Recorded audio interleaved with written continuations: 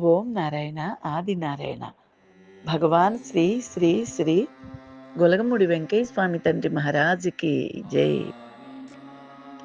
ఈయన రైల్వేలో చేసేటప్పుడు చాలామంది ఫ్రెండ్స్ వచ్చేవాళ్ళండి. ఈయన జాతకాలు కూడా చాలా బాగా చెప్పేవారు. తర్వాత ఒక ఆయన ఉండేవారండి. ఆయన ప్రతి సంవత్సరం కూడా తిరుపతి వెళ్ళేవాడండి. ఈయనేమో అంతంత దూరాలు వెళ్ళలేకపోయేవాళ్ళు. సంవత్సరానికి ఒకసారి మేము మంత్రాలయము, తిరుపతి, తర్వాత షిరిడి, వారం వారం వెంకటేశ్వర తండ్రి. ప్రతి శనివారం వెంకటేశ్వర తండ్రి దగ్గరికి పిడుగులు పడుతున్నా సరే వెళ్ళిపోవాల్సిందేనండి. ప్రతి శనివారం పినాకినీకి వెళ్ళిపోయేవాళ్ళం. వెంకటేశ్వర తండ్రిని చూసుకుని నిద్ర చేసి ఆదివారం నాడు ఉదయం మళ్ళీ అక్కడ స్వామివారి దర్శనం చేసుకుని, చక్కగా ప్రదక్షిణాలు చేసుకుని, భోజనం చేసి బయలుదేరేవాళ్ళం. మళ్ళీ ఒంగోలులో ఆగేవాళ్ళమండి. ఒంగోలులో మాస్టర్ గారి తండ్రిని, బాబా వారిని చూసుకుని ఆదివారం నాడు రాత్రికి ఇంటికొచ్చేసేవాళ్ళం. అసలు ప్రతి వారం శనివారం వచ్చిందంటే వెంకటేశ్వర తండ్రి దగ్గరికి వెళ్ళాల్సిందే. అలా చాలా ఏళ్ళు వెళ్ళామండి. ఈయన ఏంటయ్యా ఎప్పుడు చూసినా నువ్వు వెంకటేశ్వర తండ్రి, వెంకటేశ్వర తండ్రి అంటావు. ఫ్రెండ్ అనేవాడండి. ఆ! తిరుపతి రమ్మనమంటే సంవత్సరానికి ఒక్కసారే తిరుపతి ఎళ్తావు. ఆయన ఎవరి దగ్గరికో ఆయన ఎవరి దగ్గరికో నువ్వు ప్రతి శనివారం వెళ్తావు. ఆయనెవరో తెలీదు. ఎవరో అవధూత అంటావు. అదంటావు, ఇదంటావు. తిరుపతి రావయ్యా అంటే రావని ఆయన ఈయన ఫ్రెండ్ అనేవాళ్ళటండి. ఈయన చెప్పేవారు. ఒక రోజున ఇలా సంవత్సరానికి ఒకసారి నేను బతికినంత కాలం వస్తానాయనా అని తిరుపతి వెంకటేశ్వర స్వామికి చెప్పుకునేవాటాయన. తర్వాత అట్లాగే ఈయనకంటే గూడా కొంచెం పెద్దాయనే. ఆయనకి 65 ఏళ్ళు వచ్చేసినాయండి. వచ్చిన తర్వాత ఇంకా వయసు మీద పడేప్పటికి ఆయన వెళ్ళలేకపోయేవాడు తిరుపతి. ఏంటయ్యా నాకసలు ఓపిక లేదు. ప్రతి సంవత్సరం నేను వస్తాననుకున్నాను. నేనెళ్ళలేకపోతున్నాను. ఆ తిరుపతి ఏం చేయాలో తెలియటం లేదు అంటే ఈయన చెప్పేవారండి. ఏవండీ ఆ తిరుపతి వెంకటేశ్వర స్వామి, వెంకటేశ్వర తండ్రి ఇద్దరు ఒకటే. నేను చెబితేనేమో నాది చేదస్తం అంటారు. మీరు చక్కగా గొలగమూడెళ్ళండి. నెలకొకసారి ఎళ్ళండి.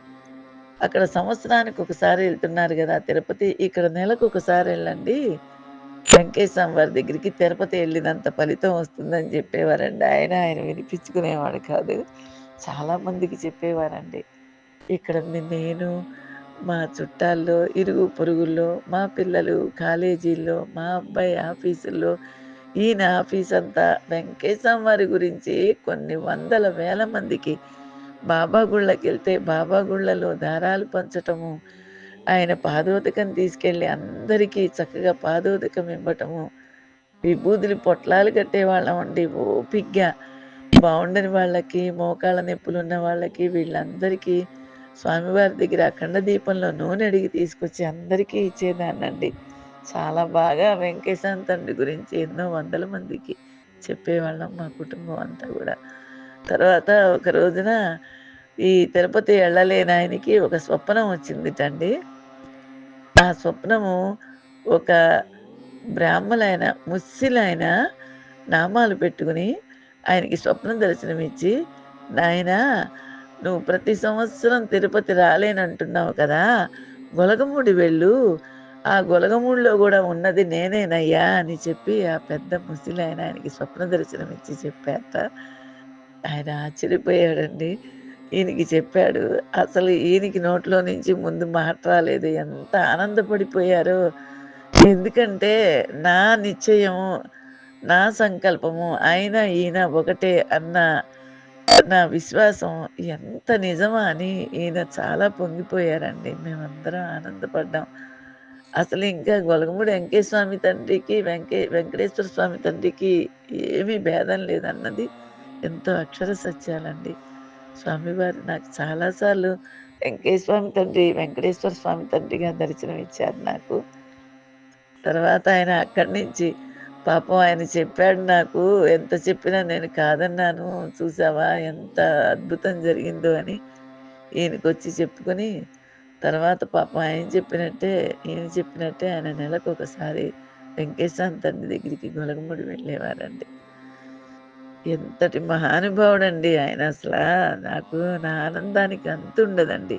స్వామి అని అనుకునే లోపలే నా కళ్ళమ్మటి నీళ్లు జలజల రాలిపోతాయండి. నాకు వెంకటేశ్వర స్వామి తండ్రి అంటే పంచ ప్రాణాలండి. ఓం నారాయణ, ఆది నారాయణ. భగవాన్ శ్రీ శ్రీ శ్రీ గొలగమూడి వెంకటేశ్వర స్వామి తండ్రి మహారాజుకి జై.